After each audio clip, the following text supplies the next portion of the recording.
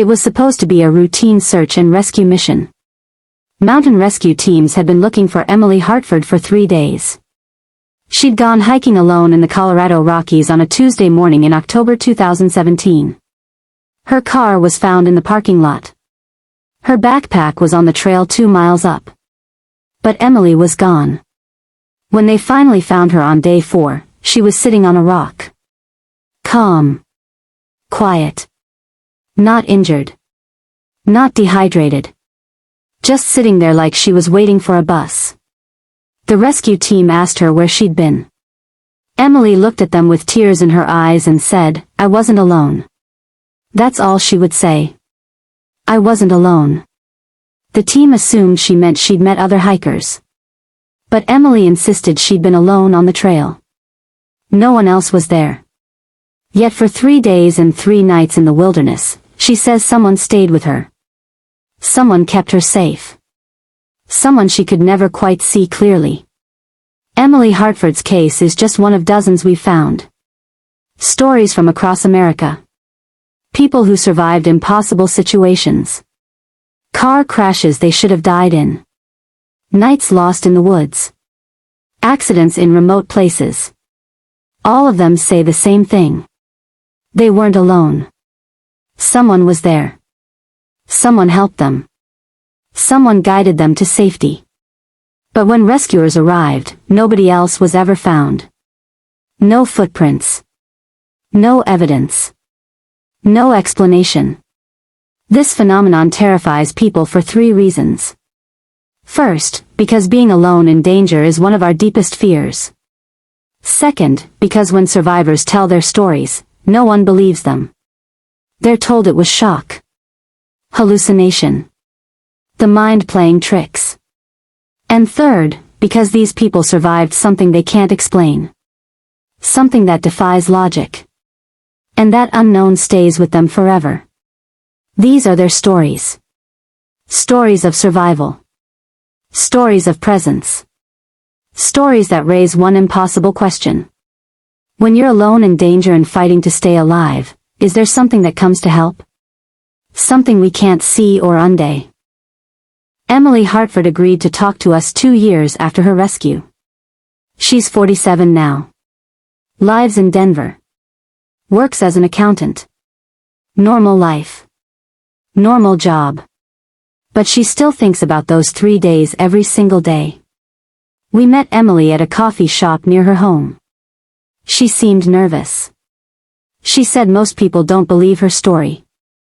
Her own family thinks she imagined it. But Emily is certain about what happened. She remembers every detail. Emily told us she went hiking that Tuesday because she needed space. She'd just gone through a divorce. Her kids were grown and living in different states. She felt alone. Really alone.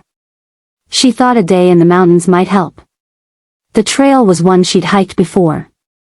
5 miles up. 5 miles back. Easy. She started at 8 in the morning.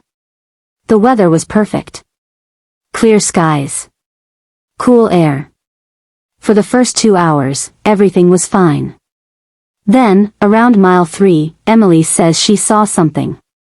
A flash of movement in the trees. She thought it was a deer. She kept walking. But she felt like she was being watched. That feeling when the back of your neck tingles. When you know someone's eyes are on you. Emily stopped and looked around. Nobody was there. The trail was empty. She told herself she was being paranoid. But the feeling didn't go away. At mile 4, Emily stopped to rest. She sat on a fallen log and drank some water. That's when she heard it. Footsteps. Behind her. On the trail. Someone walking. Emily turned around quickly. Nobody was there. But she heard it again. Clear as day. Footsteps. Boots on dirt. Getting closer. Emily stood up. Her heart was pounding. She called out, "Hello? Is someone there?" No answer. Just silence. And those footsteps. Still coming. Emily made a decision. She turned around and started walking back down the trail. Fast. Almost running. She wanted to get back to her car. Get away from whoever was following her. But that's when everything went wrong. Emily doesn't remember exactly what happened next. She remember. When Emily opened her eyes, it was dark. Night. She was lying at the bottom of a ravine. Her head hurt. Her ankle was twisted. Her phone was gone. Lost somewhere in the fall. She tried to stand but couldn't put weight on her ankle. Emily called for help but her voice just echoed in the canyon. Nobody would hear her out here. She was miles from the trailhead. Off the main path. Nobody knew where she was. This is when most people panic. When the reality sets in. You're hurt. You're alone. You're going to die out here. But Emily says that's not what happened. Because when she looked up from the bottom of that ravine, she saw someone standing at the top. A figure. Silhouetted against the sky. Just standing there. Looking down at her. Emily called out, "Please. I need help. I'm hurt." The figure didn't move. Didn't speak. Just stood there. Emily says she felt a strange calm wash over her. Like everything was going to be okay. Like someone was there to make sure she'd be alright. She called out again, "Can you hear me? Please get help." Still no response. But the figure didn't leave. It just stood there. Watching. Emily says she must have passed out again because the next thing she remembers, it was morning. Light was filtering down through the trees. Her head still hurt but she felt clearer. More awake. She looked up to where she'd seen the figure. Nobody was there. But next to her, on the ground, was a water bottle. Not hers. A different brand. Still sealed. Still cold. Like someone had just put it there. Emily opened it and drank. The water tasted clean. Pure. It gave her energy. Strength. She tried again to stand. This time she could put a little weight on her ankle.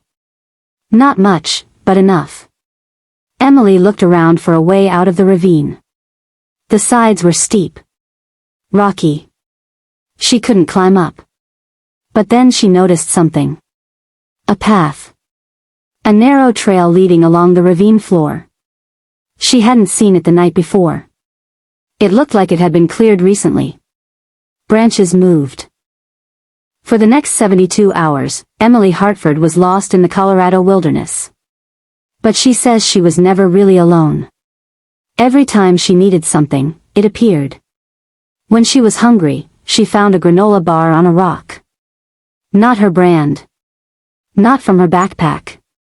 Just there. Waiting. When night fell and the temperature dropped, she found an emergency blanket. The kind rescue teams use. Silver and reflective. Folded neatly on a tree stump. When her ankle got worse and she couldn't walk anymore, she found a walking stick. Perfectly sized. Smooth. Like someone had sanded it down. And always, at the edge of her vision, she saw the figure. Never close enough to see clearly. Never close enough to talk to. But there. Watching. Guiding. Emily says she tried to follow the figure several times. But whenever she got close, it would disappear. Like it was always staying just out of reach. On the second night, Emily found a small cave. It was dry. Sheltered. There was even firewood stacked inside. Old wood. Dry. Ready to burn. Emily is not a survival expert. She doesn't know how to start a fire without matches. But next to the firewood, she found a lighter. A cheap plastic lighter. Half full. Emily lit the fire and stayed warm through the night. She kept thinking about the figure. About all the things that kept appearing. About how unlikely it all was. She started to wonder if she was hallucinating. If the head injury was worse than she thought. But everything felt real. The water tasted real. The blanket felt real. The fire was definitely real. And so was the presence. That feeling of being watched. Being guided. Being protected. On the third day, Emily woke up and knew something was different. She felt a pull. A direction. Like something was telling her which way to go. She followed that feeling. Walked for hours. Her ankle hurt but she kept going. And just before sunset, she came out of the trees onto a rocky clearing. She could see the parking lot below. See her car. See Rez. The rescue report from Emily Hartford's case is 3 pages long. We obtained a copy through a Freedom of Information request. The report says Emily was found in good condition. No serious injuries. Mild dehydration. Sprained ankle. Slight concussion. Nothing that explained her 3-day disappearance. The report also notes something unusual. Emily kept insisting someone else was on the mountain with her. She described the figure. Said it helped her. Gave her supplies. The rescue team searched the area. Found nothing. No other footprints. No campsites.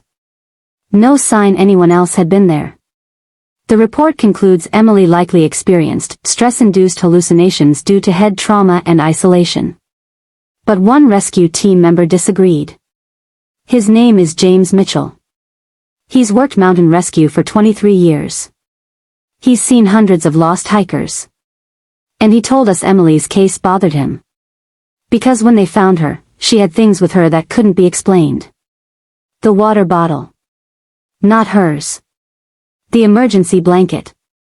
Not from any local rescue cache. The lighter. No fingerprints on it. Like it had been wiped clean. James says the official explanation doesn't add up. He thinks someone else was on that mountain. Someone who helped Emily but didn't want to be found. Someone who disappeared before rescue arrived. But James also says there's another possibility. One he doesn't like to think about. He says in his 23 years, he's heard other stories like Emily's. People found in impossible situations. Survivors who should be dead but aren't. And many of them tell the same story. They weren't alone. Something was with them. James has a theory. He thinks maybe when people are truly alone and facing death, something comes to help. He doesn't know what. He doesn't claim to understand it. But he's seen too many cases to dismiss it as coincidence. He gave us a list. Names of other survivors. People who told similar stories. People who were never believed. We decided to. Michael Torres was 23 years old when he crashed his car on a desert highway in Nevada. This was July 2015. Michael was driving from Las Vegas to his parents' house in Arizona. Late at night. Around 2 in the morning. The highway was empty. Miles of nothing in every direction. Michael says he wasn't drinking. Wasn't tired. He was just driving. Then his front tire blew. The car swerved. Michael overcorrected. The car flipped. Rolled 4 times. Michael woke up hanging upside down in his seatbelt. The car was on its roof. The windows were shattered. Blood was dripping from a cut on his forehead. His phone was gone. Thrown somewhere in the crash. Michael tried to unbuckle his seatbelt but the release was jammed. He was stuck. Hanging upside down. In the middle of the desert. No cars had passed in either direction. It was just him. Alone. Michael says he hung there for what felt like hours. His head pounding. Blood rushing to his brain. He started to panic. Started to think he was going to die here. Nobody would find him until morning. Maybe longer. Then he heard tapping. On the window. Michael turned his head. Someone was crouched outside the car, looking in. A person. Michael couldn't see their face. It was too dark. But they were there, tapping on the glass.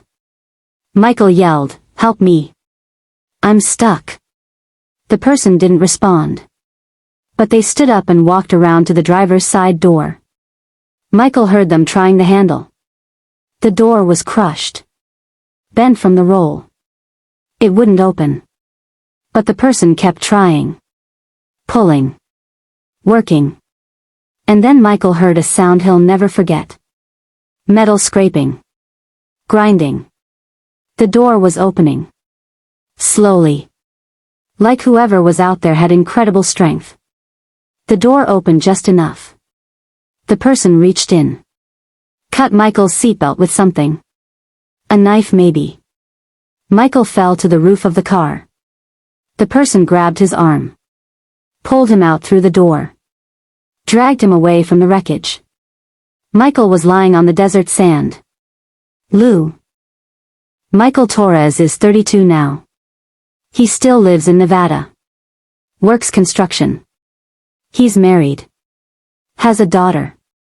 Normal life. But he says he thinks about that night constantly. Because he knows what he experienced. He knows someone was there. Someone saved his life. But he also knows that person should not have been able to do what they did. The police report estimates it would take a hydraulic tool to open that car door. The kind of tool rescue teams use.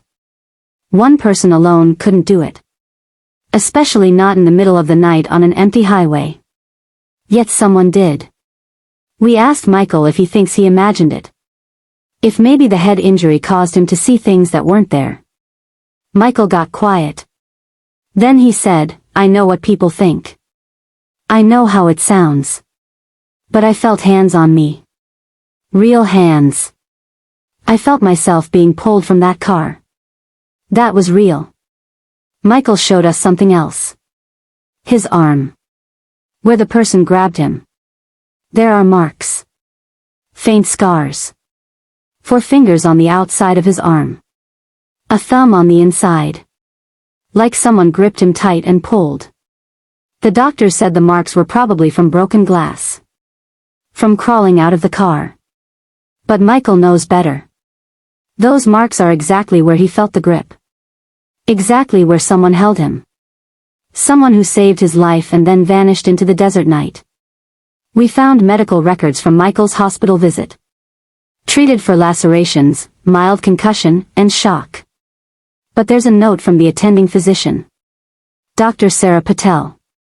She wrote, "Patient insists he was assisted at crash scene. No evidence of another party. Patient appears lucid and coherent. Unable to explain his certainty." We tracked down Dr. Patel. She's retired now. Living in California. She remembered Michael's case. She said something about it stayed with her. She said Michael wasn't hysterical or confused. He was calm. Rational. Absolutely convinced of what happened. Dr. Patel said in her 30 years practicing medicine, she'd seen a few ca. The third case we investigated happened in Maine. January 2019. A woman named Catherine Brooks was ice fishing with her father. Catherine was 41. Her father, Robert, was 68. They'd gone out to a lake they'd fished on for years. The ice was thick. Safe. It was a Saturday morning. Cold but clear. Beautiful winter day. Around 11 o'clock, Catherine's father went to check traps on the other side of the lake. He took the snowmobile. Told Catherine he'd be back in 20 minutes. Catherine stayed at their fishing spot. She was sitting on a bucket. Looking down at her fishing line through the ice hole. That's when she heard it. A crack. Sharp. Like a gunshot. Catherine looked down. The ice beneath her was splitting. She tried to stand but it was too late. The ice gave way. She went under. Into freezing water. Catherine is an experienced ice fisher.